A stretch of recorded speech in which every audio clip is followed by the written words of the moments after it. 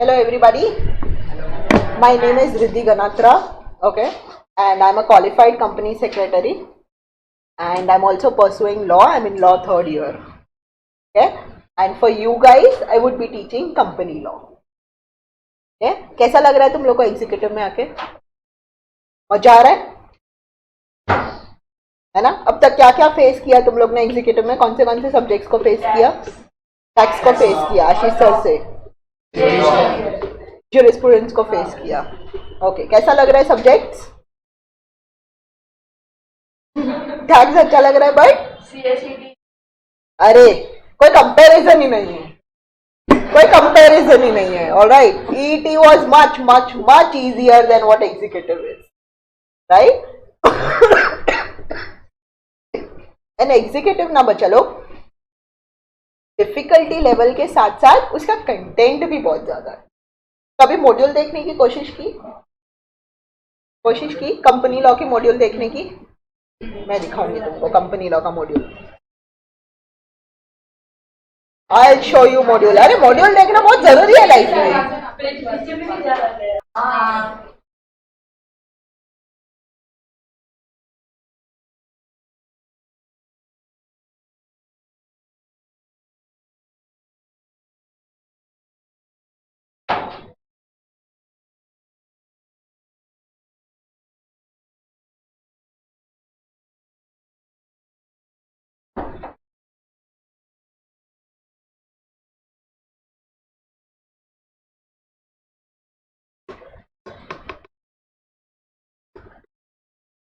हो रहा है, बड़ा है ना?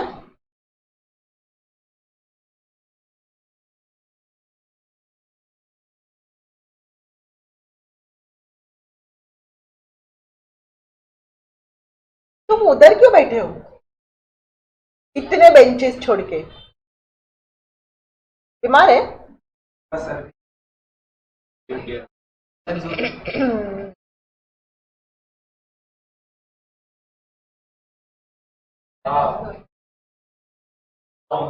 ठंडा है. ठंडी लगेगी तो थोड़ी देर के लिए बंद कर दे.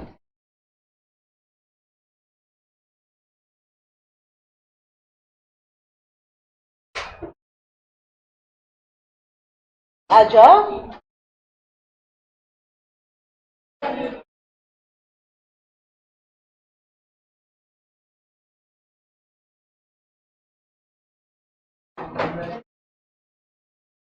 आपका ग्रुप 1 में दो बहुत बड़े सब्जेक्ट्स है.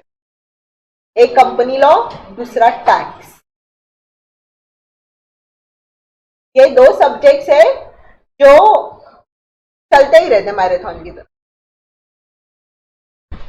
तो और एक्सपेक्टेशंस भी वैसे हैं बच्चा लोग. So if you talk about company law, being a CS, that's your bread and butter, right? अगर कोई और लॉ एक बार के लिए नहीं भी आया ना तो तुम बोल सकते हो भाई हम रिफर करके बताते हैं, है ना? Because being an individual, you cannot know all the laws of the country, correct है? But if you don't know something in company law, then it's an offense. So what we need to basically know is at least company law we need to know thoroughly. और trust me, company law का paper भी जब भी तुम लिखोगे ना तो तुमको आसान लगेगा क्योंकि उसका लैंग्वेज आसान है. If you have already faced jurisprudence, right? Jurisprudence का लैंग्वेज भी क्रिटिकल है. चाहे वो मॉड्यूल छोटा है बट उसका लैंग्वेज डिफिकल्ट है, बराबर है? कंपनी लॉ का चाहे मॉड्यूल बड़ा है बट उसका लैंग्वेज सिंपलर है. तो when you right your paper तो तुमको कंपनी लॉ इजी लगेगा लिखने के लिए, बट मार्क्स उल्टा आएगा. And it is because of the level of expectations your institute has with the subject.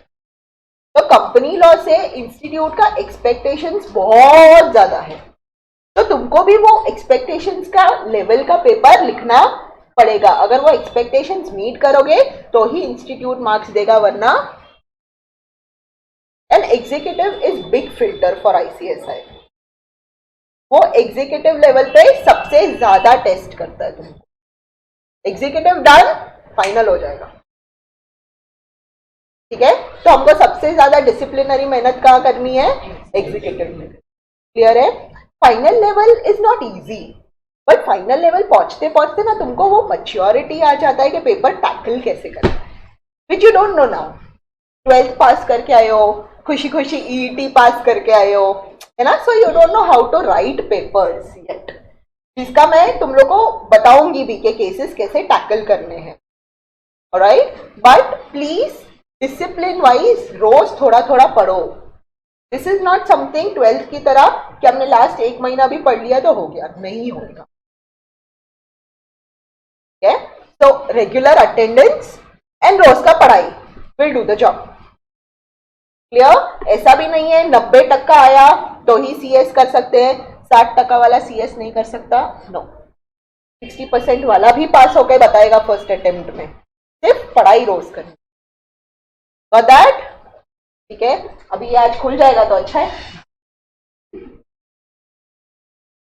Alright, और मैं थोड़ी चिल्ड हूं, मैं ज्यादा चिल्लाती विल्लाती नहीं, डांटती वाटती नहीं। पढ़ाई नहीं करोगे तो डांट पड़ेगी, तो मेरा दुर्गा रूप ना ही आए बेटर है, आ गया तो बहुत गाली पड़ेगी फिर तुमको। तब तक मैं भी चिल्ड, तुम भी चिल्ड। ऑलराइट, रिलीजियसली जो हमने पढ़ा नेक्स्ट लेक्चर में रिवाइज करके आने का है ना। 10 मिनट एक क्विक रिवीजन करेंगे before every lecture and then we will skip to the next part. Alright, तो प्लीज हमेशा रोज का रोज, वैसे मेरे रोज लेक्चर्स नहीं होंगे, तो जब भी होते हैं नेक्स्ट लेक्चर में मेक श्योर खुद से ही आप लोग क्या करो, आधा घंटा बुक उठाओ और रिवाइज करके आ जाओ। बट दैट आपका नोट्स मैं जितना कंपाइल हो पाएगा करूंगी, जितना सिलेबस कम कर पाऊंगी करूंगी, पर जितना नोट्स है उतना तो बेर मिनिमम पढ़ना ही। या तो चलो चलो।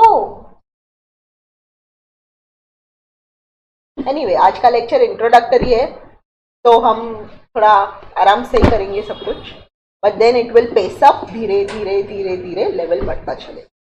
ठीक है, अच्छा ये खुलता है तब तक तुम लोग को पता है कंपनी लॉ में टोटल चैप्टर्स कितने हैं तुम्हारे पास? 23। कितने हैं? 23 चैप्टर्स हैं। Alright, and those 23 chapters are बच्चा लोग डिवाइडेड इनटू 3 पार्ट्स। 3 पार्ट में इसको डिवाइड किया हुआ है। पार्ट 1 हैज अराउंड 13 और 14 चैप्टर्स। 15 है। टैक्समैन मत देखो, हम मॉड्यूल फॉलो करेंगे।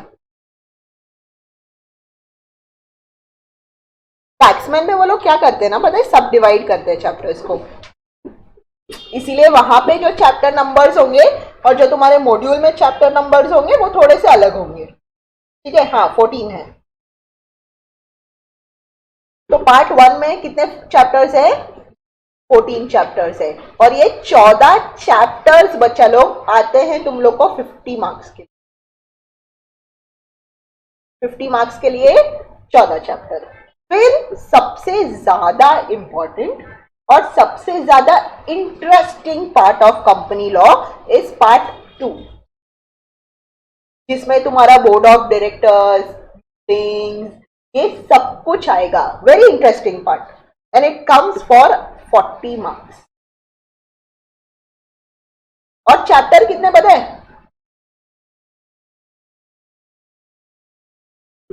6 chapter,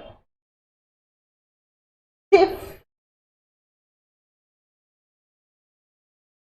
6 chapters, and it comes for 40. और लास्ट का पार्ट 3, जिसमें सिर्फ 3 चैप्टर्स हैं और पूछते हैं 10 मार्क के। और उसमें से बहुत बार ऐसा होता है ना कि पूरा का पूरा 10 मार्क एक ही चैप्टर से पूछा, वो चैप्टर मैं डिस्क्लोज करूंगी, but most of the times ऐसा होता है कि एक ही ऐसा इंपॉर्टेंट चैप्टर है वो पार्ट 3 में कि पूरा 10 मार्क उसी में। सबसे इंटरेस्टिंग पार्ट और सबसे अच्छा पार्ट इज कम चैप्टर्स ज्यादा marks is part 2 which is 40. अभी तुम पूछोगे पेपर में मैम पार्ट 1 से शुरू करने का, पार्ट 2 से शुरू करने का या पार्ट 3 से शुरू करने का. बच्चा लोग जो तुमको बेस्ट आता है उससे शुरू.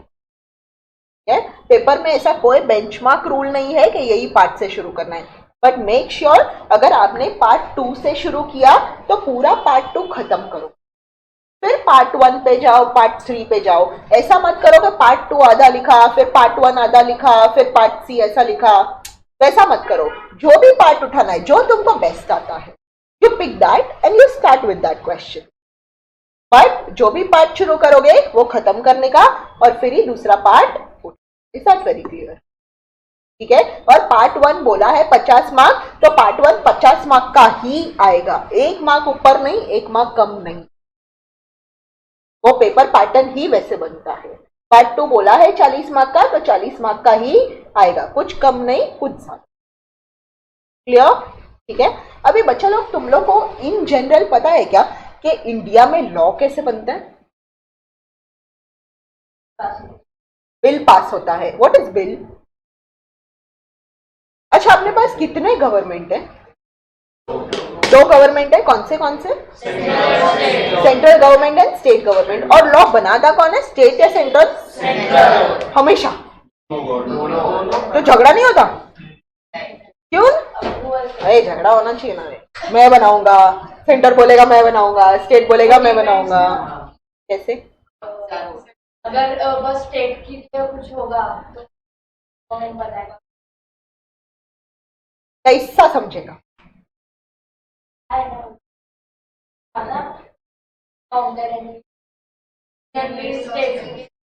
करेक्ट. किसने बताया? आशीष सर. ठीक है. ओके, तुम लोग सही बोल रहे हो. ठीक है. नाउ ये झगड़ा ना हो ना, इसीलिए अपना कॉन्स्टिट्यूशन ऑफ इंडिया ने ऑलरेडी उसका प्रोविजन करके रखा है. किसने प्रोविजन करके रखा है? कॉन्स्टिट्यूशन ऑफ इंडिया ने. अभी अपने पास 2 गवर्नमेंट है, state government, central government. State government अपना लॉ बनाता है, सेंट्रल गवर्नमेंट अपना लॉ बनाता है. तो झगड़े हो सकते हैं ना, मैं बनाऊंगा. ये झगड़े पहले ही कॉन्स्टिट्यूशन ऑफ इंडिया ने क्या किया, रिजॉल्व करके रख दिया है. बराबर है. तो इन कॉन्स्टिट्यूशन ऑफ इंडिया ना बच्चा लोग there is something called as schedule 7. क्या है? Schedule 7. Schedule 7 has 3 list. Union list, state list and. बराबर है. और यूनियन लिस्ट में बच्चा लोग जो भी लॉज लिस्ट किए हुए हैं उसके ऊपर लॉ कौन बनाता है? तुम्हारा union government which is central government. Likewise state list में जो भी लॉज बनाया हुआ है उस पे लॉ कौन बनाता है? और कॉन्करेंट का क्या? तो झगड़ा नहीं करते. गवर्नमेंट का करेगा. बराबर है. तो बेसिकली यहाँ पे बोला कि कॉन्करेंट में जो भी आइटम्स दिए हुए ना उसमें पावर तो दोनों को दिया. स्टेट भी लॉ बना सकता है और सेंटर भी लॉ बना सकता है. बट अगर ऐसा कोई लॉ है ना जो स्टेट ने बनाया हुआ है और उस पे अगर सेंटर लॉ बनाता है, कोई ऐसा लॉ जो स्टेट ने ऑलरेडी बनाया हुआ है और उसके ऊपर कौन बना रहा है? सेंटर बना रहा है. तो स्टेट का लॉ प्रिवेल नहीं करेगा. कौन सा लॉ प्रिवेल करेगा? इस सेंटर का. ऑथोरिटी दोनों को दिया, तो जब तक सेंटर नहीं बनाता स्टेट लॉ चलेगा. बट अगर सेंटर ने बना दिया तो state law. Is that very clear? So there are 3 list. Now the question is, जो हम कंपनीज एक्ट पढ़ रहे हैं वो कौन सा लॉ है? स्टेट लॉ है या सेंट्रल लॉ है? सेंट्रल गवर्नमेंट का लॉ है. मतलब इन शॉर्ट अपना जो कंपनीज एक्ट है वो पूरे इंडिया पे अप्लाई करता है क्या? हाँ, वो पूरे इंडिया पे अप्लाई करता है. क्लियर है? तो किसने बनाया है? सेंटर ने बनाया है. और सेंट्रल गवर्नमेंट लॉ कैसे बनाता है बच्चे लोग? बिल पास करके. बराबर है. What is bill?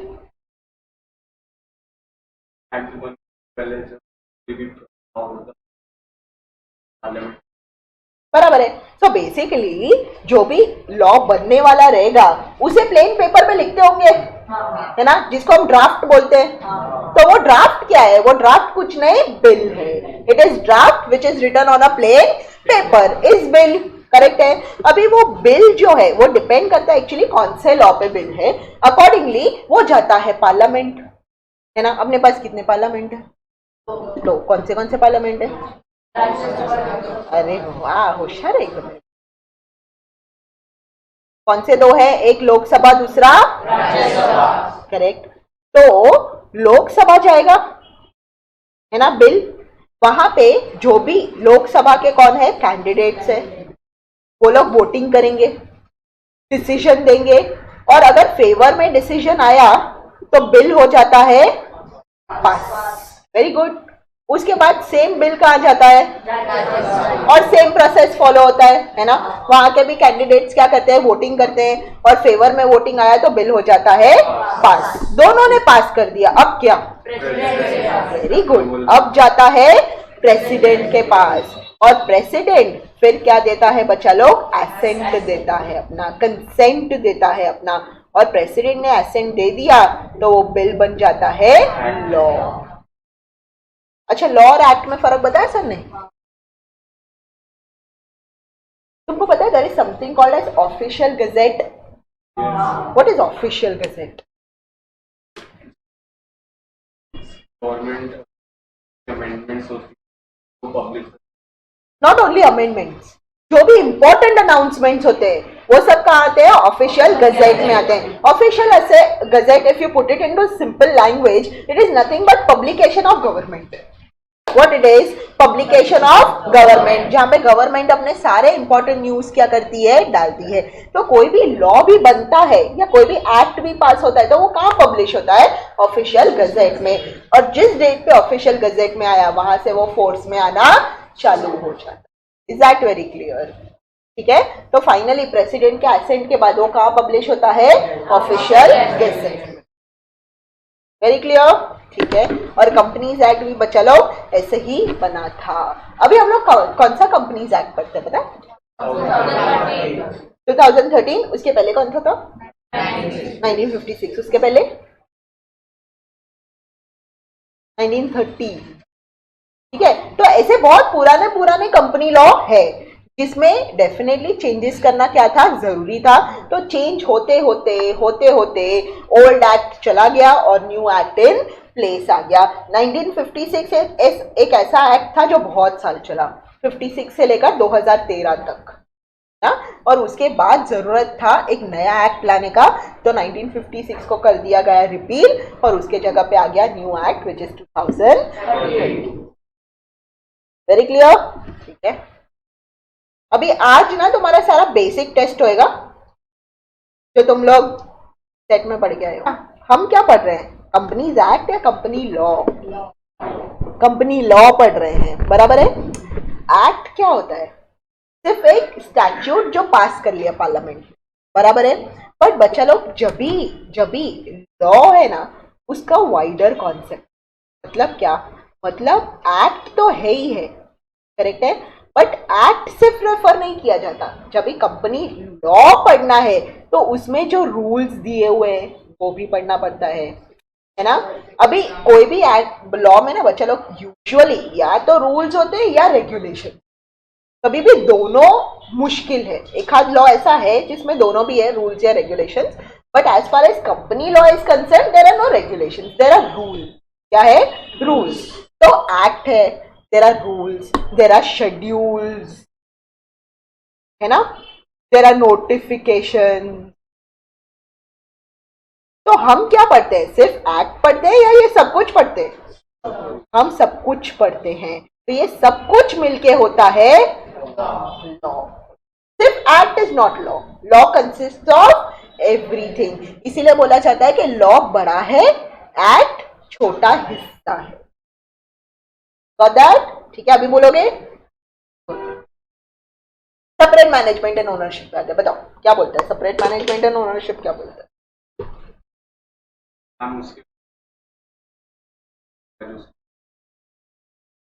Very good. Company को मैनेज कौन करता है? Board of directors. और लेट्स यूज बेटर वर्ड्स, जिसको हम बोलते हैं मैनेजरियल पर्सोनल। क्या बोलते हैं हम उसको? Managerial personnel.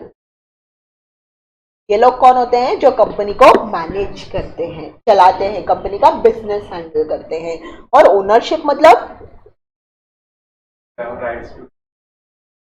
Right, and who are those? shareholders. If there is share in the company, if not then very good, members are owners of the company. Okay, और बताओ।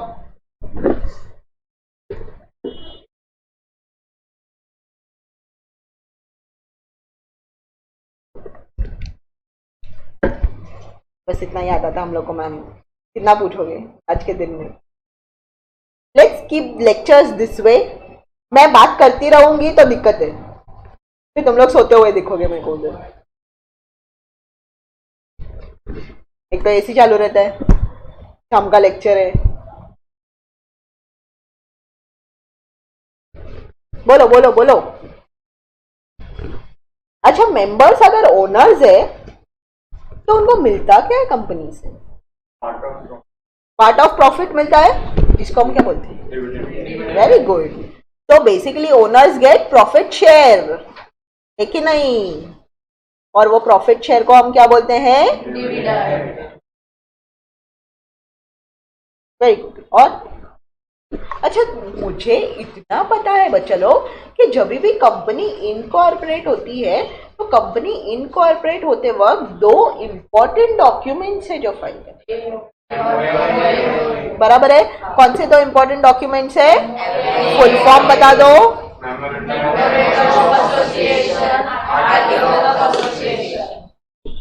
अभी दोनों का मतलब भी बता दो।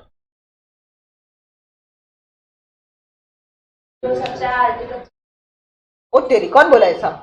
दोनों चेंज हो जा सकते, दोनों चेंज हो सकते। यस, दोनों चेंज हो सकते।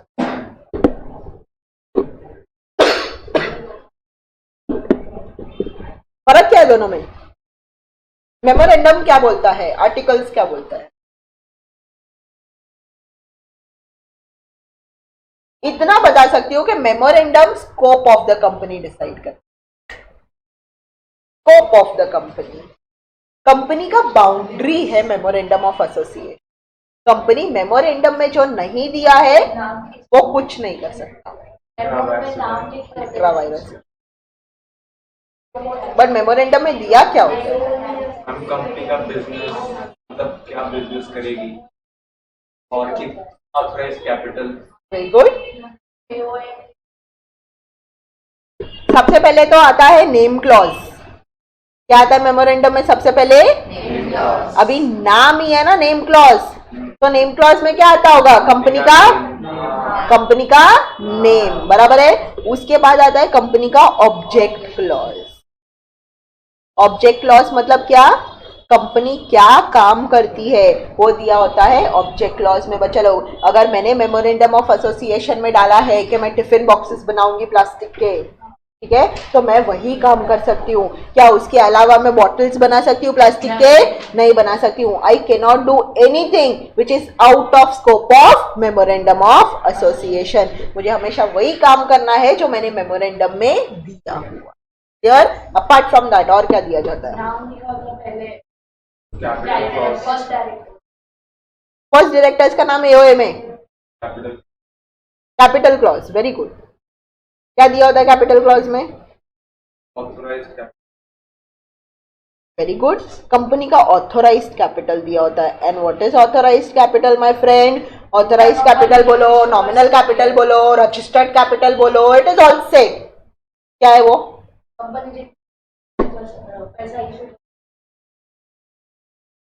तो बेसिकली कंपनी शेयर्स इश्यू करके कितना पैसा कलेक्ट कर सकती है, that is your authorised capital.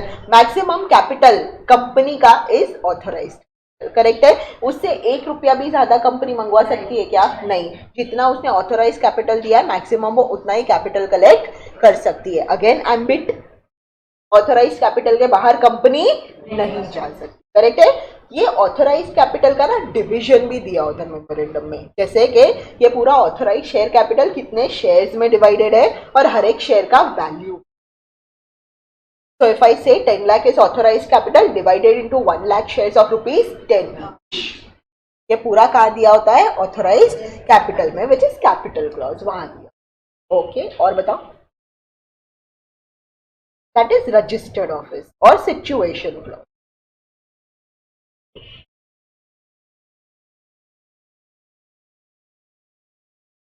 What do you mean by that?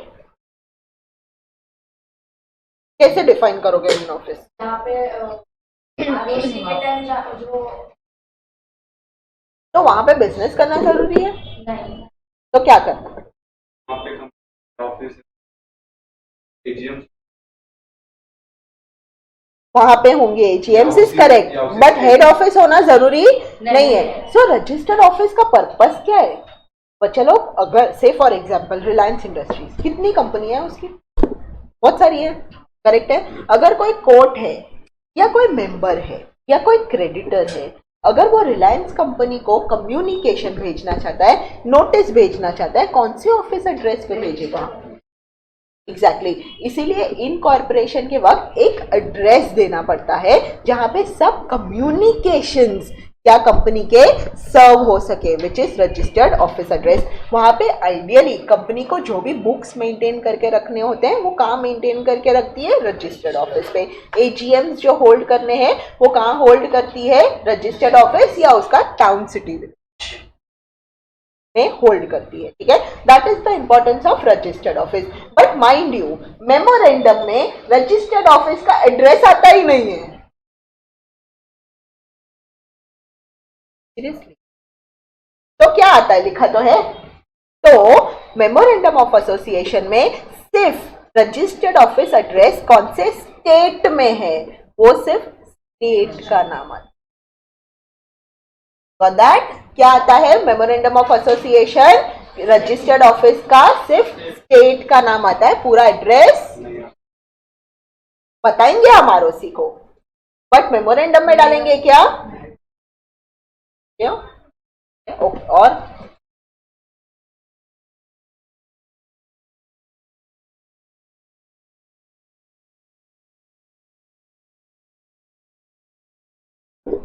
Liability clause. What is liability clause?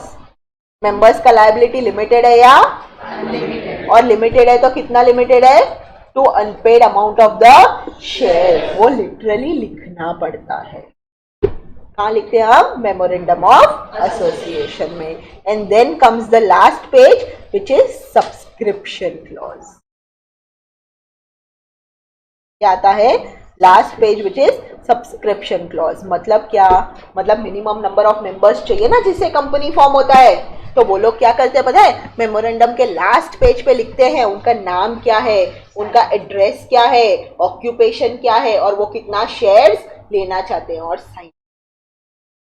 उसको हम बोलते हैं सब्सक्राइबर्स टू द मेमोरेंडम। क्या बोलते हैं उनको हम? Subscribers to the memorandum. अभी अभी तुम बोल रहे थे ना, first directors of the company AOA में डालते हैं, बराबर है। अगर एओए में वो क्लॉज नहीं डाला तो जो सब्सक्राइबर्स टू द मेमोरेंडम होते हैं ना, वो फर्स्ट डायरेक्टर बन जाते हैं, है ना? पढ़ा था ना हमने एसी सेट में, ये करेक्ट है। जो सब्सक्राइबर्स टू द मेमोरेंडम होते हैं वो क्या बन जाते हैं? तो ये सब्सक्राइबर है कौन बच्चे? पहले members of the company, usually promoters, correct है। तो जो first members of the company होते हैं वो subscribers to the memorandum. Very clear? तो that is about memorandum of association. अब तुम मुझे बताओ जरा कि आर्टिकल्स में क्या होता? इतने डिफिकल्ट क्वेश्चन फर्स्ट लेक्चर में।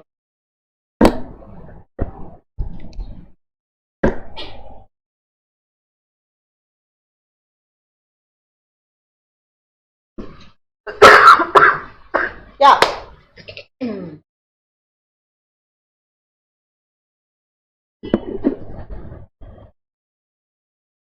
नहीं, articles of association is just rules and regulations of the company.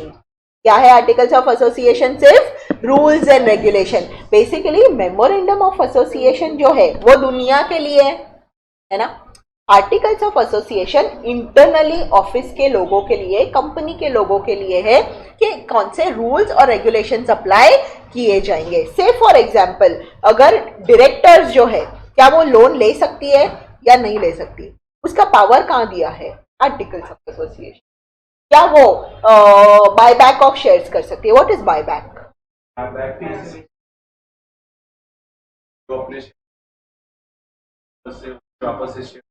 बराबर है, अपने ही शेयर्स वापस खरीद लेना इस बायबैक। तो कंपनी बायबैक कर सकती है या कंपनी बायबैक नहीं कर सकती? कहाँ दिया होता है पावर? आर्टिकल। आया समझ में? तो आर्टिकल्स ऑफ एसोसिएशन क्या देता है? कंपनी को पावर्स देता है, रूल्स एंड रेगुलेशंस बताता है कि क्या करने से तुम कैसे एक्ट कर सकते।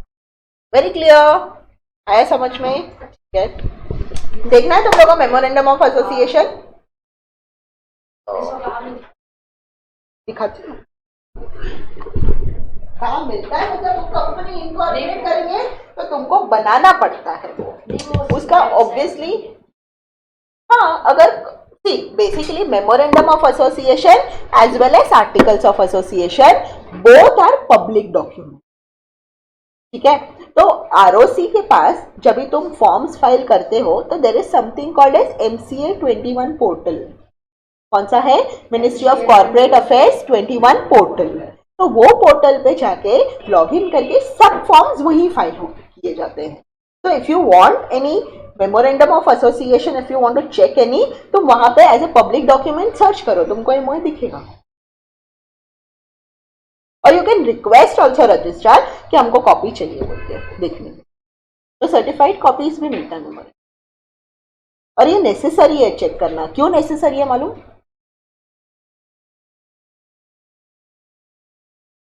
से फॉर एग्जाम्पल मैंने अपने मेमोरेंडम ऑफ एसोसिएशन में डाला था ऑब्जेक्ट क्लॉज में कि मैं टिफिन बॉक्स बना सकती हूँ। ठीक है, मैंने बैंक लोन अप्लाई किया, कंपनी ने बोला कि टिफिन बॉक्स बनाने के लिए बैंक लोन चाहिए। बैंक लोन देगी? क्यों नहीं देगी? क्यों, दुश्मनी क्यों है? देगी ना यार, ऐसा क्या करते हो? ठीक है, बट अगर मैं बॉटल्स बनाने के लिए पैसे मांगने जाऊं तो देगी? नहीं देगी। क्यों? बराबर है, बट उसको समझेगा कैसा? Exactly. So any person dealing with the company, no बच्चा लोग, he has to check two documents. One is articles, another is memorandum.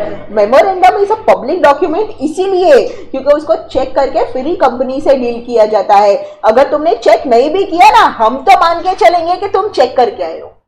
अगर तुमने चेक नहीं किया तो तुम्हारी गलती है, फिर आके पैसा मांगने का नहीं। आया समझ में? So that those are public documents जो तुम लोग को देखने ही पड़ते हैं before dealing. Got that? Okay, give me 2 minutes, I show you.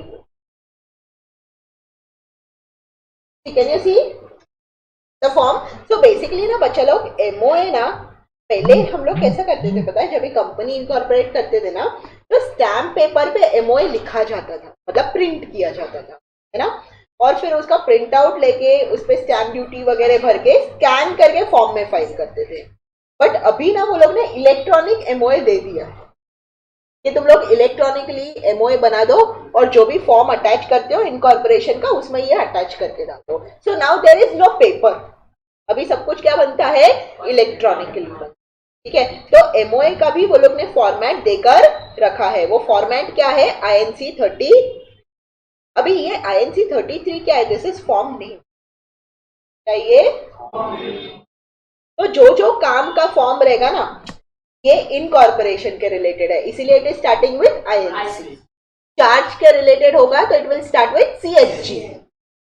Clear है? तो जिस जिस काम के लिए वो फॉर्म यूज होता है अकॉर्डिंगली वो वहां से स्टार्ट होता है। तो EMOA का बात करें तो EMOA का फॉर्म नंबर क्या है? INC 33। Very clear? ठीक है, तो अभी तुम मुझे बताओ कि हमने सबसे पहला क्लॉज MOA में क्या देखा था? नेम क्लॉज देखो है क्या? Name of the company, private company है, कैसे समझा?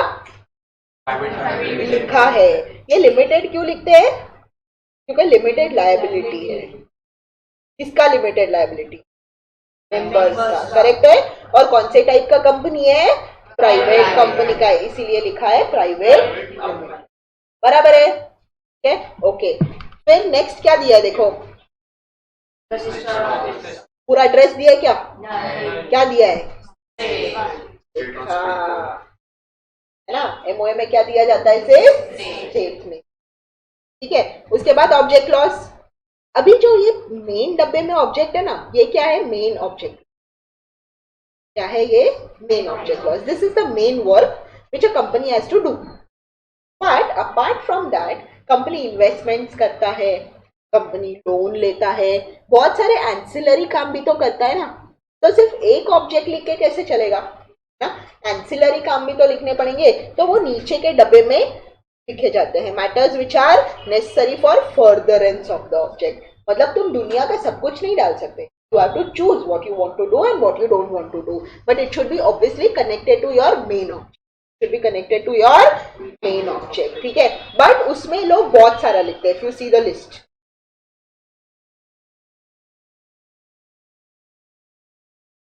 $27 डाले, है ना। तो these are ancillary objects। क्या है वो सारे? ancillary objects। फिर देखो नेक्स्ट क्लॉज क्या था? Liability clause. Liability of the member is to the amount on any, exactly वैसा लिखा जाता है, that amount unpaid on any shares, उतना वो लायबिलिटी है। क्लियर? नेक्स्ट क्या था? Authorise capital. कितना दिया हुआ है? नहीं, से देखो 10 लाख है।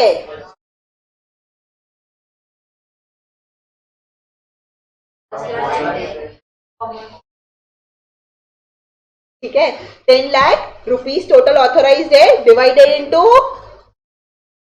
1 lakh equity shares of rupees नहीं, बराबर है। उसके बाद सब्सक्रिप्शन क्लॉज, यहाँ पे लिखा जाता है we several person whose names and addresses are subscribed are desirous of being formed into a company.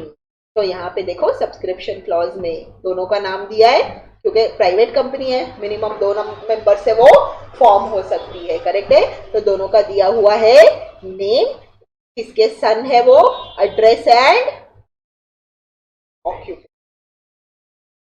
So it is name, son of, occupation and address, ये 4 चीजें होती है। उसके साइड में उनका DIN number, PAN number, passport number जो भी है वो क्या होता है, number of shares taken, can you see, and this is the signature. Ma'am ये सिग्नेचर कैसे आया? डिजिटल सिग्नेचर, ठीक है, क्योंकि अभी इलेक्ट्रॉनिक फॉर्म है तो ऐसे तो साइन नहीं कर सकती हूँ मैं, तो चलो नोटपैड में लिख रही हूँ, बट ऐसे साइन तो नहीं कर सकते हैं, बराबर है। तो बेसिकली इलेक्ट्रॉनिकली पेन ड्राइव में सिग्नेचर बनाई जाती है जो अटैच करके पासवर्ड प्रोटेक्टेड होता है, you put the password and you get this, तो डिजिटल सिग्नेचर है। और डेट, इनफैक्ट ये 2 मेंबर्स ने साइन किया है, उसके लिए तीसरा विटनेस भी साइन करे। ये 2 मेंबर्स ने क्या किया है, हमारे सामने साइन किया है, ऐसे करके एक विटनेस भी साइन करेगा। और विटनेस कौन है? देखो एक सी, FCS इज फेलो मेंबर, है ना। तो यूजुअली जो इनकॉर्पोरेशन में मदद करता है ना बच्चा लोग, वही विटनेस बोल के साइन भी करता है। और इनकॉर्पोरेशन यूजुअली करता कौन है? करता है, बराबर है। तो विटनेस भी बुक को बोल के कौन साइन करता है? वो लिखता है कि ये लोग ने मेरे सामने शेयर्स लिए हैं विद ऑल द डिटेल्स। उसका नाम आएगा, अगेन ऑक्यूपेशन, अगेन एड्रेस, उसका मेंबरशिप नंबर एंड, आया समझ में? This is how memorandum of association looks like. Clear?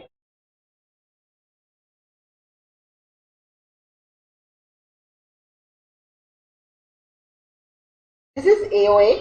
AOA हम डिटेल में नहीं देखेंगे because it consist of lots and lots of rules and regulations. ठीक है, तो यहाँ पे देखो, यहाँ से शुरू होता है, वो बोलता है कि एक प्राइवेट कंपनी क्या कर सकती है, क्या नहीं कर सकती, शेयर कैपिटल में वेरिएशन कर सकती है क्या, फिर मीटिंग्स कैसे कंडक्ट करेगी, कर सकती है क्या, कॉल्स कभी कर सकती है, ऐसे लेकर बहुत सारा सब कुछ दिया होता है। आर्टिकल्स का भी फॉर्मेट है बच्चा लोग, so if you want you can take that model format and keep it.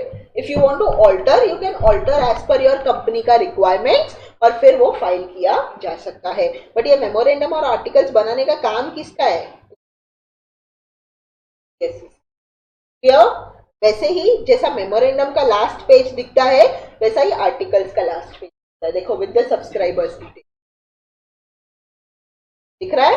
तो ये सेम दो लोग जिन्होंने मेमोरेंडम में साइन किया उन्होंने आर्टिकल्स में भी साइन किया, और वही विटनेस जिसने मेमोरेंडम में साइन किया उसने आर्टिकल्स में भी। Very clear? आया समझ में मेमोरेंडम एंड आर्टिकल्स कैसे दिखता है?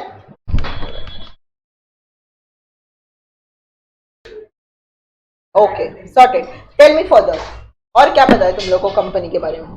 एमओए बता दिया मैंने, आर्टिकल्स बता दिया। अभी अपने पास पिक्चर है ना कि एमओए कैसा दिखता है। नाउ वी कैन आराम से अज्यूम कि अच्छा मैम ये बोल रहे हैं तो वो मेमोरेंडम में हमने देखा था, राइट? ओके, और बताओ।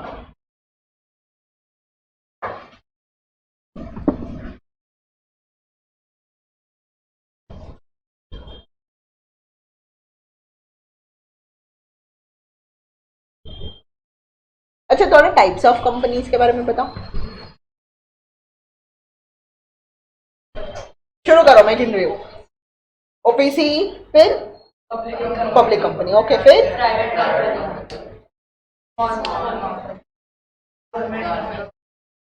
गवर्नमेंट, गवर्नमेंट क्या बोलना चाहते हो? होल्डिंग, सब्सिडरी, सेक्शन 8, फिर foreign company, holding company, government company, government company, government Nidhi company, फिर एसोसिएट कंपनी। ये सब टाइप्स ऑफ कंपनीज हैं। इसे फटके पड़ेंगे ना। ये जो नाम तुम लोग ले रहे हो ना, these are all classifications of company. बच्चा लोग दो ही है, public and private. So how many types of companies we know? There are only two types of companies which we know, and one is private company and another one is public company. Ma'am, OPC? So OPC, हाँ, OPC एक category बना दिया है definitely, जो companies act 2013 बोलता है private company form करो, public करो या ओपीसी करो। बट बच्चा लोग, OPC is also a type of private company only, it is not something separate category. आया समझ में? मैं गिन रही थी, शुरू रहो तुम लोग, ठीक है? So how many types of companies do we know? We know only two types of companies. So we know only two types of companies, which is private and public. Correct है? अच्छा, दोनों में फर्क क्या है?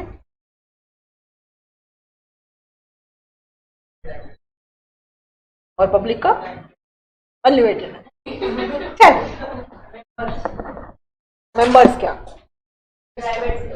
प्राइवेट में 2, minimum चलो 2, public में ओके, फिर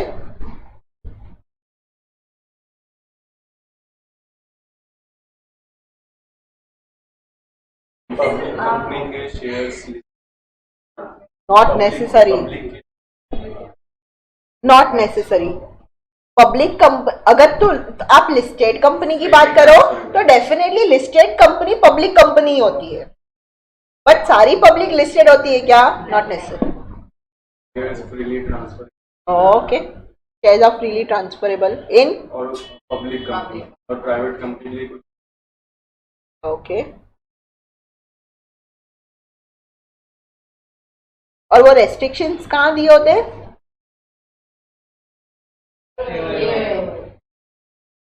वो दिए हुए होते हैं एओए में। तो एओए में जो रेस्ट्रिक्शंस दिए हैं उसको कंप्लाई करके can you transfer the shares? हाँ, पर चलो कोई भी ऐसी कंपनी नहीं है जहां पे तुमको ट्रांसफर ऑफ शेयर्स करने से मना किया जाए।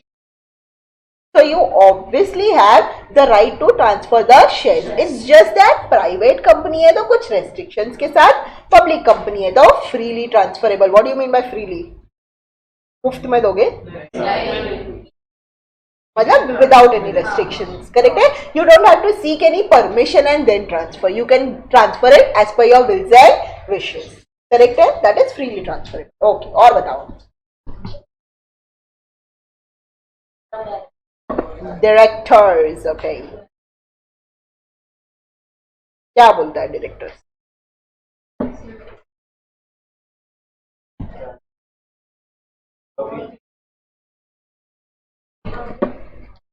बराबर है। फिर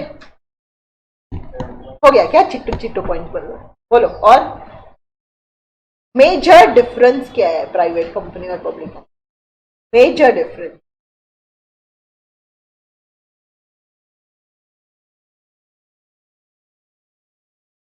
क्यों उसको बोलते हैं प्राइवेट, क्यों उसको बोलते हैं public? Minimum share capital,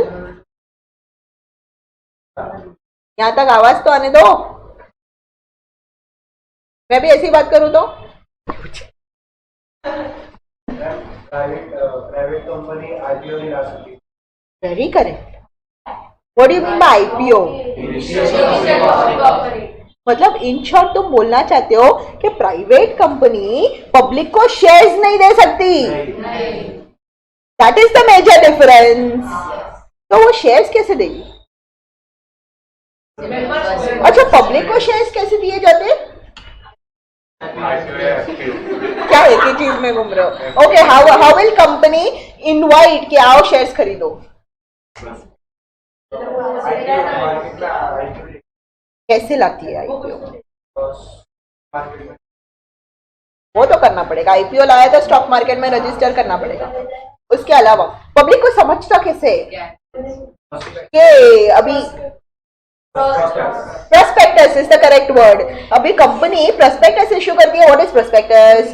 prospectus is nothing बच्चा लोग, जहां पे कंपनी के डिटेल्स दिए होते हैं, शेयर्स के डिटेल्स दिए होते हैं, और कंपनी जो है वो prospective इन्वेस्टर्स को देती है ये बोल के कि मैं आईपीओ ला रहा हूं या पब्लिक को शेयर्स इश्यू करना चाहता हूं, ये लो मेरा जो भी है सारा डिटेल्स। और ये देख के एक इन्वेस्टर डिसाइड कर सकता है वेदर वो कंपनी में इन्वेस्ट करना चाहता है या नहीं करना चाहता है। बराबर है, that is prospectus. So in short, अगर पब्लिक को शेयर्स इश्यू करने हैं तो कंपनी प्रोस्पेक्टस इश्यू करती है, ठीक है? वो पब्लिक कंपनी कर सकती है क्योंकि वो पब्लिक को शेयर्स दे सकती है, बट प्राइवेट कंपनी कभी भी प्रोस्पेक्टस इश्यू नहीं कर सकती। वो पब्लिक को सब्सक्रिप्शन के लिए इनवाइट ही नहीं कर सकती, इसलिए उसको प्राइवेट कंपनी बोला जाता है। तो शेयर्स कौन खरीदेगा ma'am? Private placement. Private placement मतलब म्यूचुअली। तो बेसिकली जो प्राइवेट कंपनी है उसमें मेंबर्स होते कौन है बच्चे लोग? फ्रेंड्स के फ्रेंड्स, रिलेटिव्स, है ना? ये जो पहचान वाले लोग होते हैं ना, वो क्या होते हैं? मेंबर्स होते हैं। That clear? कभी भी पब्लिक को प्रोस्पेक्टस इश्यू प्राइवेट कंपनी नहीं। क्लियर है? इसलिए उसको बोलते हैं प्राइवेटली हेल्ड, इसलिए उसको बोलते हैं पब्लिक कंपनी। ओके, तो पब्लिक कंपनी लिस्टेड होती है हमेशा या प्राइवेट कंपनी में लिस्ट हो सकती है? What do you mean by list? Stock exchange पे लिस्टेड। हमारी स्टॉक एक्सचेंज पे भी है कौन से? Very correct. दो रिकॉग्नाइज्ड स्टॉक एक्सचेंज है अपने पास, which is National Stock Exchange and Bombay Stock Exchange. Very correct. कौन सी कंपनी लिस्ट होती है? प्राइवेट नहीं?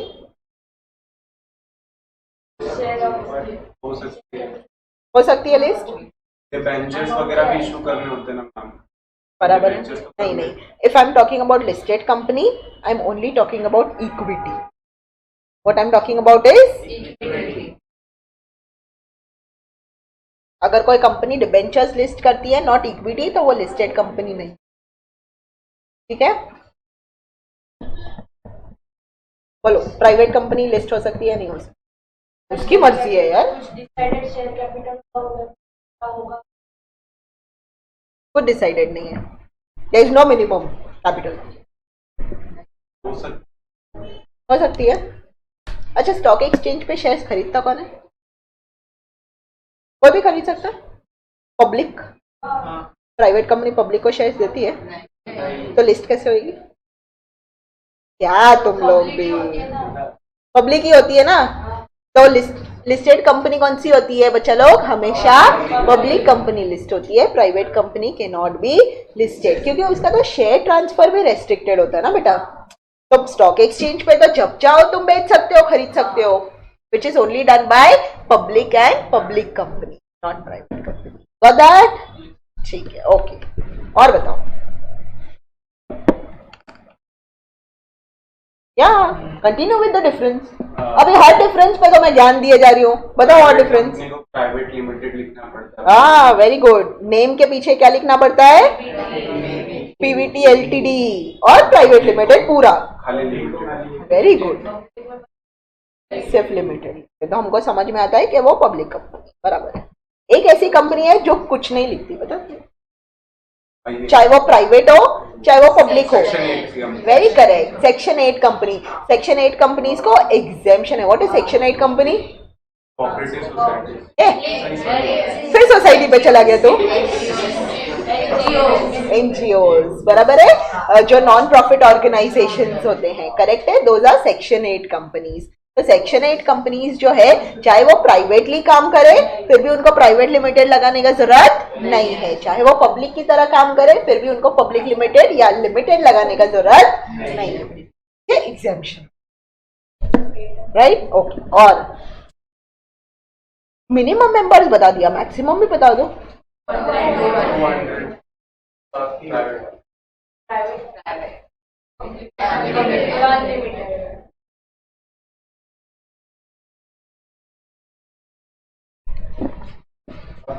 प्राइवेट का 50 हो गया.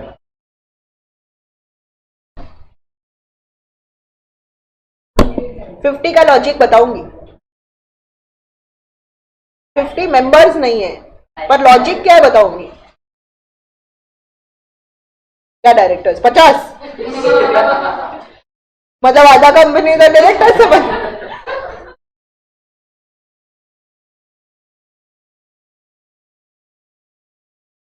ओके, ठीक है. That is about private and public more so. Okay, okay. Can we talk about meetings? Okay, let's talk about meetings. कितनी मीटिंग्स होती हैं कंपनी में? कौन सी कौन सी? और स्पेशल. कौन सी? एनुअल जनरल मीटिंग और board of directors meeting. Class meeting. Major major बता दो. क्लास मीटिंग ठीक है. एजीएम और ईजीएम दो होती है. दो कौन सी होती है? एक board meeting. So you cannot call it annual general meeting. What you can call it as general meeting. क्या बुला सकते हो तुम उसको? बता. सब बता. एक्चुअली तुम लोग बताने चाहिए ना. तो इमरजेंसी में कॉल कर सकते भी है ना. ठीक है, ठीक है. हाँ, झगड़ो झगड़ो मत. शांति शांति शांति शांति शांति शांति. एक होती है जनरल मीटिंग, दूसरी होती है board meeting.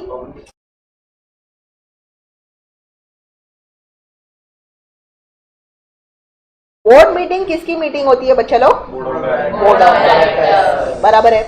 Board of directors जो कंपनीज के रिलेटेड बिजनेस डिसीजंस लेते हैं, वो एक दूसरे को फोन करके तो नहीं बोलते पॉलिसी पास करते हैं, ऐसे तो नहीं करते. So what they do is they formally meet. Correct है. और कोई डायरेक्टर ऐसा होगा जो अगेंस्ट द प्रपोजल होगा, कोई डायरेक्टर ऐसा होगा जो इन फेवर ऑफ होगा प्रपोजल. करेक्ट है. तो वो लोग क्या करते हैं? वोटिंग करते हैं. बराबर है. वो लोग क्या करते हैं? वोटिंग करते हैं. और वोटिंग करके अगर वो लोग ने फेवर में मेजॉरिटी वोटिंग कर दिया तो वो क्या हो जाता है? प्रपोजल पास हो जाता है. बराबर है. तो board meeting is connected to board of directors का मीटिंग. ठीक है. अब बात करते हैं जनरल मीटिंग. जनरल मीटिंग में दो तरीके की मीटिंग होती है. एक तुम्हारा फेवरेट एजीएम, दूसरा होता है तुम्हारा फेवरेट ईजीएम. ठीक है. Annual general meeting and extraordinary general meeting. ठीक है. एनुअल जनरल मीटिंग बच्चा लोग मैंडेटरी है. कंपनी को एवरी ईयर होल्ड करना पड़ता है. कंपनी को एवरी ईयर होल्ड करना पड़ता है. ठीक है. What is general meeting? General meeting is a meeting of members.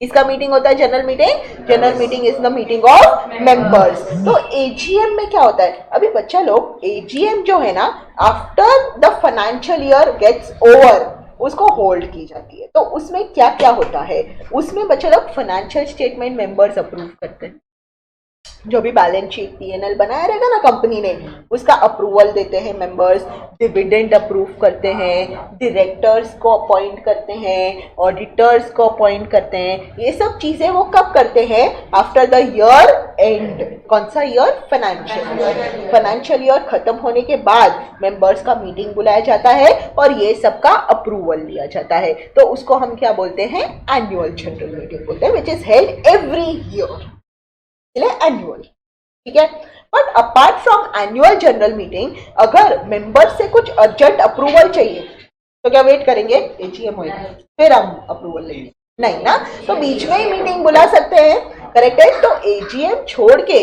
अगर मेंबर्स का कोई मीटिंग कॉल किया तो उसको हम बोलते हैं EGM, which is extraordinary general. Very clear, ठीक है। अभी बच्चा लोग बोर्ड मीटिंग हो या जनरल मीटिंग हो, उसमें प्रपोजल्स डाले जाते हैं, आइटम्स डाले जाते हैं जिसका अप्रूवल चाहिए, है ना, उसको हम क्या बोलते हैं, बोर्ड मीटिंग हो या जनरल मीटिंग हो, हम प्रपोजल्स डालते हैं ना कि इसका अप्रूवल चाहिए। Agenda is list of items जिसपे डिस्कशन होना है, इज एजेंडा। बट प्रपोजल्स की बात कर रही हूं मैं कि इस पे वोटिंग करना।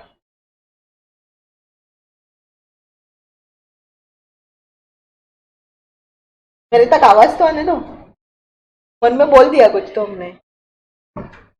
अरे तुम बात कर सकते हो, मारूंगी नहीं, नहीं पढ़ोगे तो मारूंगी, नहीं। टॉक टॉक टॉक, सुना है, शायद याद भी आएगा, पढ़ा भी है। मैं ऐसा कुछ नहीं पूछूंगी जो तुमने पढ़ा नहीं है, प्रॉमिस।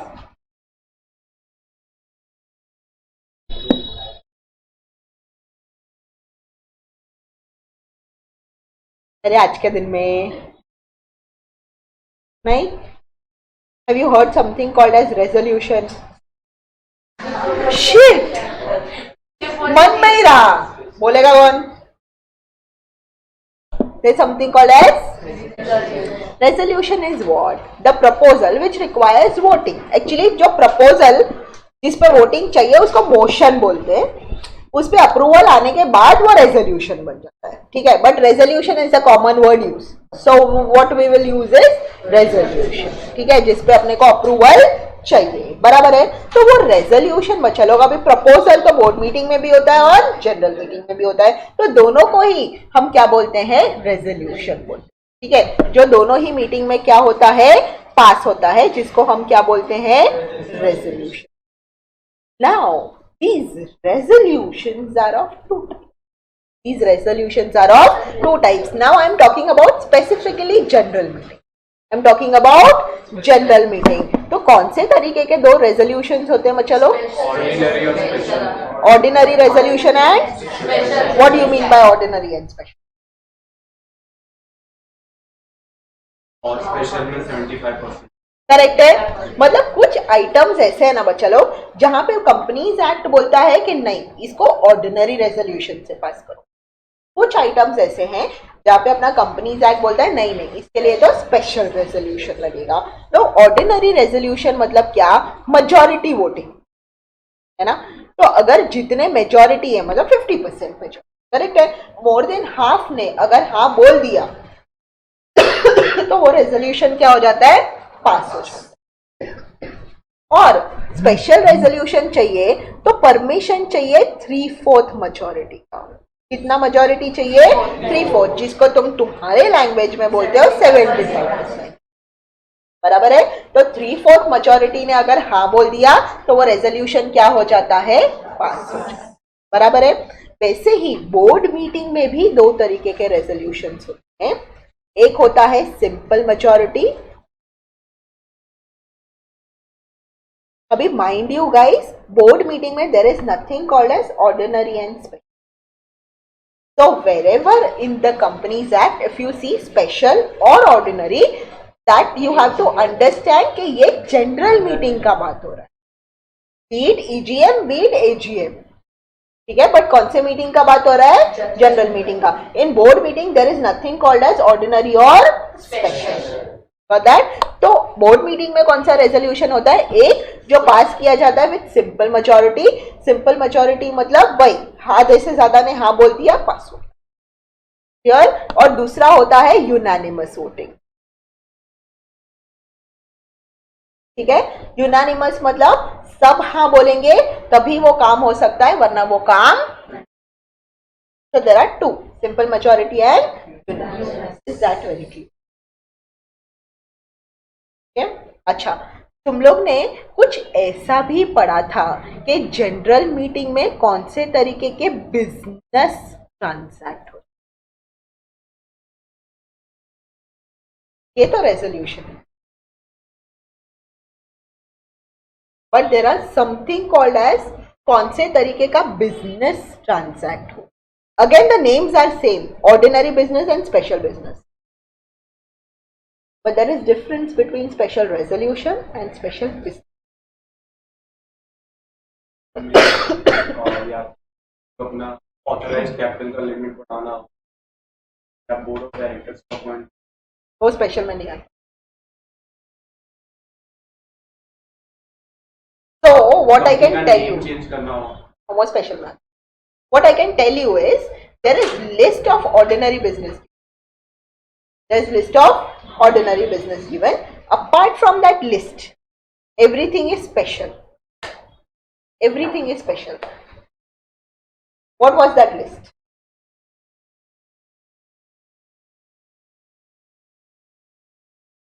No, ille.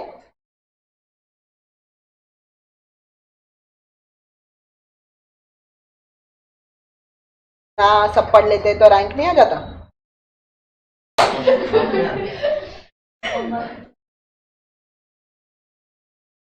क्या पूछो? सुना नहीं क्वेश्चन? मैं क्या क्वेश्चन पूछा? वही तो क्वेश्चन पूछा, आधे घंटे से पूछ रही हूँ. बिजनेस दो तरीके का होता है, स्पेशल एंड ऑर्डिनरी. ऑर्डिनरी का लिस्ट दिया हुआ है. Apart from that all are special. I want you guys to tell me what are ordinary का लिस्ट.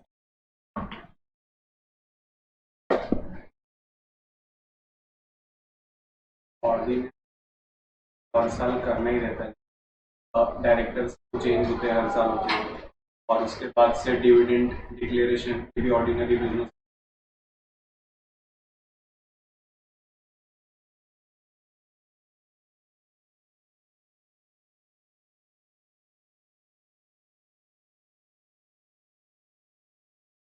और याद आ रहा है, याद आ रहा है, थोड़ा थोड़ा याद आ रहा है.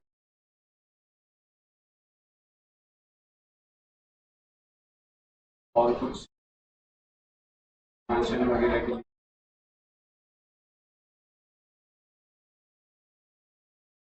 So it is dividend declaration. It is appointment of director in the place of retiring. Appointment of director in the place of retiring. Appointment of auditor or remuneration of auditor, whatever you say. ठीक है. फिर approval of financial statement. Approval of financial statement, board's report and audit report. ये जो चीजें हैं ये ordinary business है.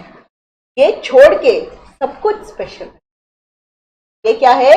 Ordinary business है. ये छोड़ के सब कुछ क्या है? स्पेशल बिजनेस है. एंड माइंड यू, जो एनुअल जनरल मीटिंग होता है उसमें दोनों चीजें ट्रांजैक्ट हो सकती हैं, ordinary business and special business. I am not talking about resolution, what I am talking about business. ठीक है. तो एजीएम में दोनों ही ट्रांजैक्ट होता है, ordinary business as well as special business. But as far as EGM is concerned, EGM में सारा business special होता है. क्लियर? अभी स्पेशल बिजनेस है तो स्पेशल रेजोल्यूशन लगेगा? Not necessary. ऑर्डिनरी बिजनेस है तो ऑर्डिनरी रेजोल्यूशन लगेगा? Not necessary. There are two different things. Ordinary business, special business अलग चीज है. ऑर्डिनरी रेजोल्यूशन, स्पेशल रेजोल्यूशन अलग चीज है. ऐ समझ में? ईजीएम में कौन सा ट्रांजैक्ट होता है? बोथ ईजीएम में सिर्फ स्पेशल, एजीएम में दोनों। तो अगर मैं बोलूं मुझे डिविडेंड डिक्लेयर करना है, उसके लिए ईजीएम बुलाना है, कर सकती हूँ? डिविडेंड डिक्लेयर करने के लिए कैसे? कहाँ है वो स्पेशल? तो ईजीएम में नहीं हो सकता, तो कहाँ हो सकता है? सिर्फ approval of financial statement, AGM में। Appointment of director in place of retiring, very clear. Okay, so there is something called as resolution, there is something called as business. Cool? आया समझ? ठीक है। अभी ना तुम लोग के लिए एक काम है, तुम सबके पास नोट्स है ना? अभी नोट्स में ना बच्चा लोग, तुम लोग ओरिजिन ऑफ कंपनी लॉ, अभी ये बेसिकली कोई पूछता नहीं है। There are very very very very low chance के कभी किसी एग्जाम में ये पूछ लिया कि बताओ कंपनी लॉ कैसे आया। मतलब उनको कुछ काम नहीं है क्या? पूछने के लिए ऑलरेडी 1000 पन्ने हैं, उसमें से वो लोग ये नहीं पूछेंगे कि कंपनी लॉ कैसे आया बताओ। बट मॉड्यूल में दिया है ना, मॉड्यूल में दिया है तो अपना जिम्मेदारी है उसको पढ़ना। करेक्ट है? तो origin of company law 1, 2 introduction and jurisprudence of company law. तुम लोग को पता है बच्चा लोग, जब भी कंपनी लॉ का बात होता है ना तो हमेशा कमिटी बिठाई है ना, और कमिटी जो है वो लॉ रेकमेंड करती है कि भाई ये लॉ में चेंजेस चाहिए। वैसे बहुत सारी कमिटीज है, मैंने बहुत सारी कमिटीज नहीं डाली है, मैंने कुछ इंपॉर्टेंट कमिटीज डाली है। दिख रही है भाभा कमिटी, जरा चेक करके बता सकते हो भाभा कमिटी ने क्या किया था और कौन से साल में थी ये कमिटी?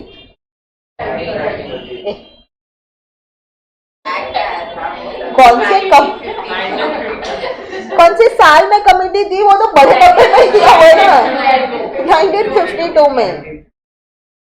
तो उसने क्या किया रहेगा?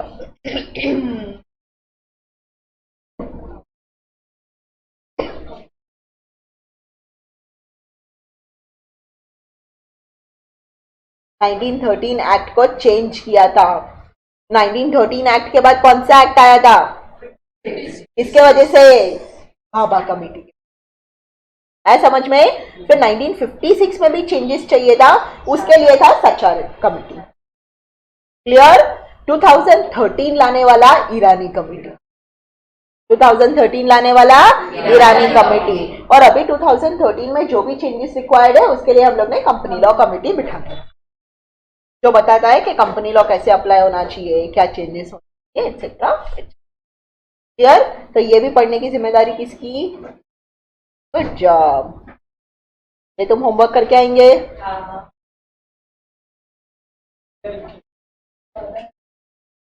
Read read read. Bhabha committee के बारे में पढ़ के आएंगे, बट मैं इस पे क्वेश्चन पूछूंगी ना नेक्स्ट टाइम। हाँ, तो मैं इस पे क्वेश्चन पूछूंगी कि भाभा कमेटी ने क्या किया था, कब अपॉइंटमेंट किया था, कब एक्ट आया था, एक्सेट्रा एक्सेट्रा। फिर नेक्स्ट जे ईरानी रिपोर्ट भी तुम लोग पढ़ के आएंगे, मैं बोलूंगी ईरानी क्या किया था। ईरानी ने कंपनीज एक्ट 2013 लाया था, भाभा ने क्या किया था? 1956 लाया था। ठीक है? तो ये कुछ इंपॉर्टेंट कमिटीज है जिसके बारे में अपने को एग्जाम में पूछे या एग्जाम में नहीं पूछे, बट ओवरऑल अपने को पता होना चाहिए being a CA. Companies bill 2012 भी तुम लोग पढ़ के, दैट बिल था, वही एक्ट बना, 2012 का बिल था। एक्चुअली आया कब था पता है? वो ईरानी कमेटी ने रेकमेंड कब किया था पता है कि नया कंपनीज एक्ट चाहिए? 1956। मतलब 1956 का एक्ट आया और तभी ईरानी कमेटी आया, बोलता है क्या बना दिया ये नया बनाओ।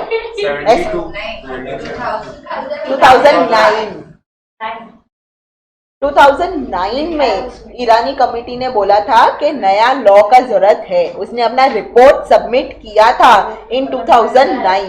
तो फर्स्ट कंपनीज एक्ट जो नया बनने वाला था उसका बिल था कंपनीज बिल 2009, बट उसके बाद चेंजेस हुआ, हुआ, फाइनली कंपनीज बिल 2012 हुआ जो 2013 में पास हुआ। इतने साल लग गए हमको एक नया कंपनी लॉ लाने से, चलिए 2009 से 2013 है ना, ठीक है। ये भी तुम लोग क्या करेंगे, पढ़ेंगे। अच्छा तुम लोग ये जानते हो क्या, एजेंसीज में कौन सी जानते हो, बताओ। हाँ आरओसी को पहचानते हैं, एनसीएलटी को भी पहचानते हैं। एनसीएलटी करता क्या है,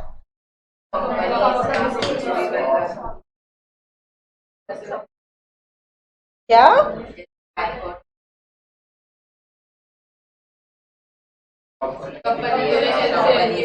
तो बेसिकली कंपनीज रिलेटेड केसेस जाते हैं एनसीएलटी के पास। अच्छा कोर्ट जैसा है क्या ये, बोल सकते हैं कोर्ट जैसा है।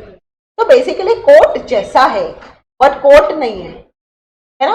तो कोर्ट क्या होता है, जुडिशियल बॉडी होता है। कोर्ट क्या होता है, judicial. What is judicial body, it's a legal body, है ना। तो अपने इंडिया में courts are the judiciary system, judicial body है। एनसीएलटी को कंपनीज एक्ट में पावर दिया है कि कंपनीज के रिलेटेड जो सारे केसेस जाएंगे वो कहाँ जाएंगे, एनसीएलटी। कोर्ट जैसा है बट कोर्ट नहीं है, इसीलिए उसको बोलते हैं क्वाजी जुडिशियल। क्या बोलते हैं उसको, क्वाजी जुडिशियल बॉडी।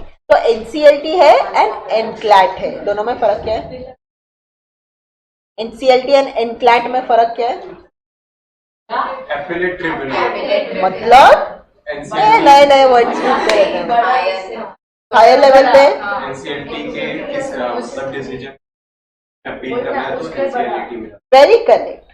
तो एनसीएलटी जाओगे, डिसीजन से दुखी हो, जाके अपील करोगे, कहाँ अपील करोगे, एनक्लैट में अपील करोगे, बराबर है।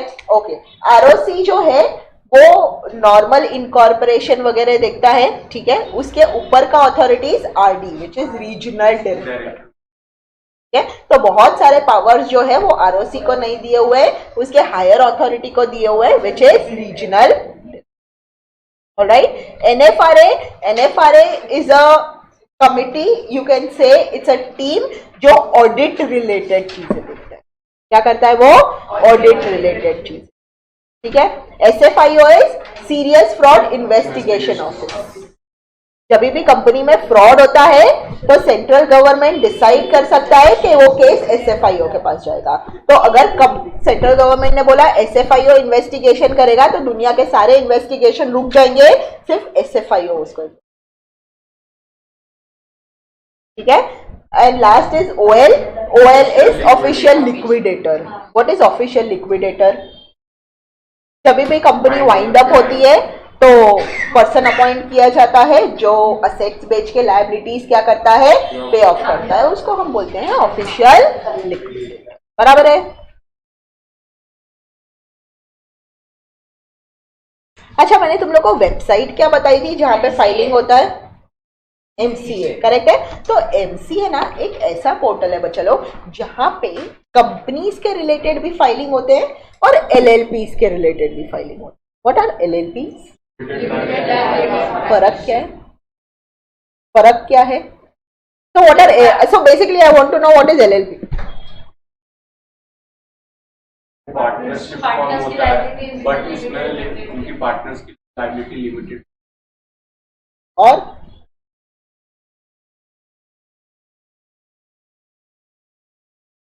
so what do you prefer, a company or a partnership firm?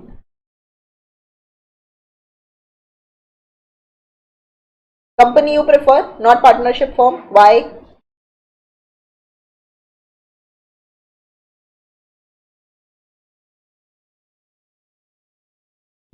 अच्छा पार्टनरशिप फॉर्म के डिसएडवांटेजेस क्या है,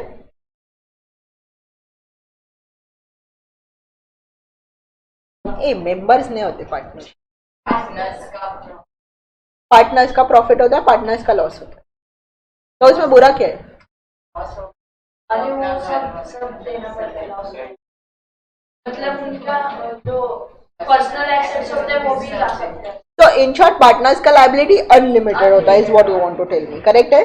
अच्छा तुम लोग मुझे बताओ पार्टनरशिप फर्म और पार्टनर्स क्या अलग अलग है, बराबर है। तो फर्म का लायबिलिटी पार्टनर का लायबिलिटी, पार्टनर का लायबिलिटी फर्म का लायबिलिटी, करेक्ट है।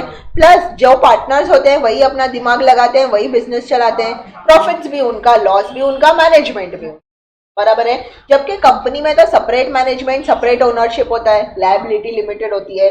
अभी there is one extra business type of organisation जो है LLP, जिसमें पार्टनर्स जो है वो बिजनेस कर सकते हैं, पार्टनर्स जो है कैपिटल ला सकते हैं, प्रॉफिट्स जो है वो पार्टनर्स लेकर जा सकते हैं, but it has the feature of limited liability, it has the feature of separate legal entity. है समझ में? So if you want to have a feature of partnership जहां पे सब कुछ तुमको मैनेज करना है but with limited liability, then there is one option called LLP।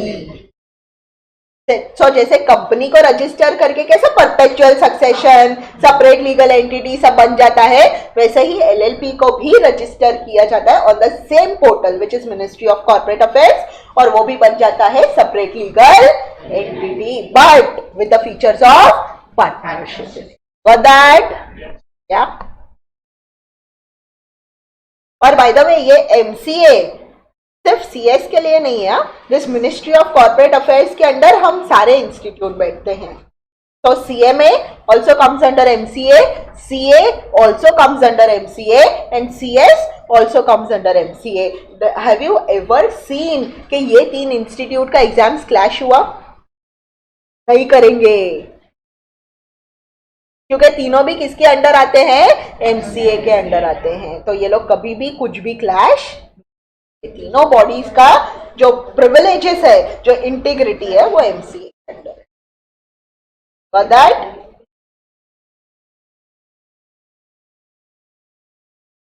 ये तुम पढ़ के आएंगे।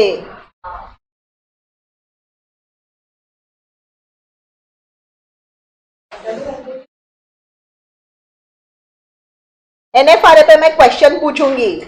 Make sure NFRA national financial reporting authority को पे तुम थोड़ा R&D करके आओ। NFRA पे थोड़ा R&D करके आओ, गूगल का सही इस्तेमाल करो एग्जीक्यूटिव में आने के बाद, है ना।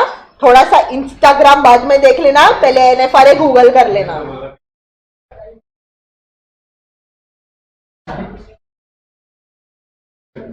ये भी पढ़ेंगे, meaning and definition of company भी पढ़ेंगे। आर वी मार्किंग क्या क्या पढ़ना है?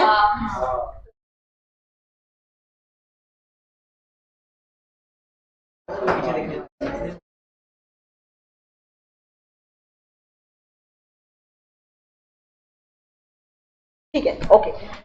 Let me discuss last part with you today which is applicability of companies act 2013। ठीक है, अभी चलो अपना एक्ट जो है वो सेक्शन नंबर्स में डिवाइडेड होता है। Do we know that?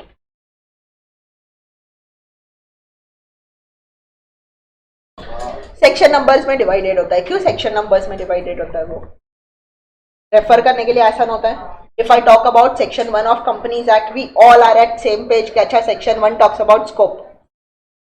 If I talk about section 2, you will understand. अच्छा मैम, कोई तो डेफिनेशन का बात करने वाली, बराबर है। So this section numbers are for what? For easy reference. So anywhere in the world you ask companies act का section 1, everybody will think the same, बराबर है। इसीलिए सेक्शंस में डिवाइड किया हुआ रहता है। And always in any act section 1 is always scope. Section 1 is always scope, कि वो एक्ट किसको अप्लाई करता है और वो एक्ट किधर अप्लाई करता है, इस section 1। So if we talk about companies act, can you tell me उसका एक्सटेंड कहाँ है? It is to the whole of India. पर चलो, पहले ना ऐसे बहुत सारे एक्ट थे जो JNK को अप्लाई नहीं करते, है ना, because there were already lot of tensions with the JNK. So JNK always had the option कि उनको जो भी इंडिया का लॉ एक्सेप्ट करना है वो एक्सेप्ट करे। अगर उनको लगता है कि नहीं ये एप्लीकेबल नहीं होना चाहिए, मुझे अपना लॉ बनाना है, तो JNK had the opportunity of making their own laws. But now Modi ji ने क्या किया है? JNK को भी इंडिया का हिस्सा बना दिया है, और तब से जो भी इंडियन लॉज है वो सारे JNK को भी अप्लाई करते हैं। So all central laws are applicable to whole of including companies. For that okay. अभी कौन सी कंपनी को ये लॉ अप्लाई करता है? करेक्ट है। तो सबसे पहले it says companies incorporated under this act मतलब 2013 एक्ट और under any previous company law. So 2013 में कोई कंपनी इनकॉर्पोरेट हुआ या पिछले कोई भी कंपनी लॉ में कंपनी इनकॉर्पोरेट हुआ, उस पे क्या करेगा, ये कंपनीज एक्ट अप्लाई करेगा। Got that? अभी तुम लोग को पता है बच्चा लोग, there is something called as special laws.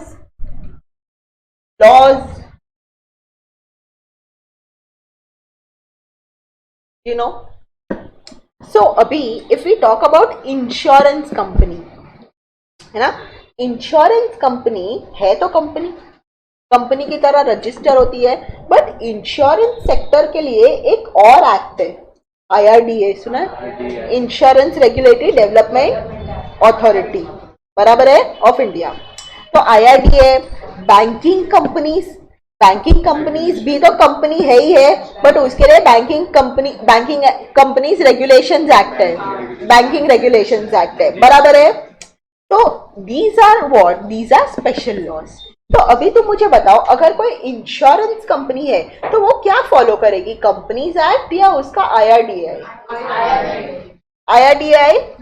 ठीक है। तो when there is always a comparison between general law and between a special law, तो हमेशा बोला जाता है कि तुम स्पेशल लॉ फॉलो करो, बट स्पेशल लॉ के साथ साथ तुमको जनरल लॉ भी फॉलो करना पड़ेगा। बट कितना करोगे, उतना फॉलो करो जितना इनकंसिस्टेंट नहीं, उतना फॉलो करो जितना इनकंसिस्टेंट नहीं है। So if companies act comes into conflict with IRDA, तो क्या फॉलो करोगे, IRDA या companies?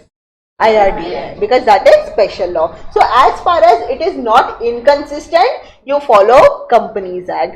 The moment it comes little conflicting, then you follow special. आया समझ में? क्लियर है? सो सारी कंपनीज को कंपनीज एक्ट अप्लाई करता है, जो ये एक्ट में इनकॉर्पोरेट हुई है या प्रीवियस कंपनी लॉ में हुई है। Apart from that insurance companies को भी अप्लाई करता है, except in so far as said provisions are inconsistent with the provisions of Insurance Act and IRDA. Correct है? तो अगर इनकंसिस्टेंट है तो नहीं फॉलो करने का, जब तक इनकंसिस्टेंट नहीं है फॉलो करने का। Same rule goes for banking regulations act है उसके लिए, same rule goes for electricity company also, क्योंकि उसके लिए भी इलेक्ट्रिसिटी एक्ट 2000 तो इन लोग को अप्लाई तो करता है, बट जितना इनकंसिस्टेंट नहीं है उतना अप्लाई करता है। Got that? अगर कोई और कंपनी है जो स्पेशल एक्ट के अंडर बनाई गई है तो उसको भी कंपनीज एक्ट अप्लाई करता है। अच्छा, तुम लोग को पता है स्पेशल एक्ट के अंडर कौन सी कोई ऐसा ऑर्गेनाइजेशन जो स्पेशल एक्ट के अंडर बना है? इसका स्टैट्यूट, यस, LIC और RBI, है ना, सारे किसके अंडर बनाए गए हैं? स्पेशल एक्ट्स के अंडर बनाए गए हैं, स्टैट्यूटरी लॉज के अंडर बनाए गए हैं वो, ठीक है। तो उनको भी अप्लाई करता है, बट स्पेशल एक्ट से इनकंसिस्टेंट नहीं है, ठीक है। अपार्ट फ्रॉम दैट, अगर सेंट्रल गवर्नमेंट को नोटिफिकेशन लाता है और बोलता है इसको अप्लाई करेगा, तो उसको भी companies act apply. Got that? किस किस को अप्लाई करता है? सारी कंपनी जो ये लॉ के अंडर बनी है या previous company law, insurance company as far as not inconsistent, banking company as far as not inconsistent, electricity company as far as not inconsistent. Apart from that special act के under बनाई गई है तो वो भी सेंट्रल गवर्नमेंट ने कोई notification बोला और बोला कि इसको अप्लाई करेगा तो उसको भी अप्लाई। Got that? ये कहां पे दिया हुआ है? Section number 1 always talks about scope. Clear clear clear? ठीक है, ओके। यहाँ पे अनइनकॉर्पोरेटेड कंपनी होना, बोलते कंपनीज एक्ट अनइनकॉर्पोरेटेड कंपनी को अप्लाई नहीं करता। अनइनकॉर्पोरेटेड कंपनी क्या होता है? मुझे तो लगा कंपनी को हमेशा इनकॉर्पोरेट करना पड़ता है। नहीं, ये नया है वो। तो कंपनी का है का? कंपनी मतलब हाँ, बेसिकली हाँ,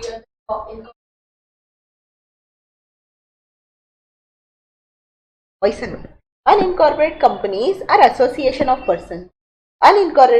unincorporated companies are partnership firms, जो इनकॉर्पोरेट होती नहीं है और उनको कंपनीज एक्ट अप्लाई करता नहीं है। अनइनकॉर्पोरेटेड कंपनीज को कैसे अप्लाई करेगा? नहीं करता है। पार्टनरशिप फर्म को कंपनीज एक्ट अप्लाई करता है क्या? नहीं करता है। तो अनइनकॉर्पोरेटेड कंपनीज का एग्जांपल क्या है? Partnership firm. जो अनइनकॉर्पोरेटेड है उसको कंपनीज एक्ट अप्लाई नहीं। तो है समझ में? चलेगा, आज के लिए रुक जाते हैं, इतना ज्ञान काफी है के लिए। ठीक है, नेक्स्ट लेक्चर में लेट्स कैच अप और फिर हम लोग आगे का पढ़ाई करेंगे। ऑलराइट, बट जो मैंने बोला है प्लीज वो हम रिवाइज करके और that. Thank you very much. I hope आज जो भी हमने रिवाइज किया ध्यान में आया रहेगा और अच्छा लगा रहेगा। या थैंक यू वेरी मच।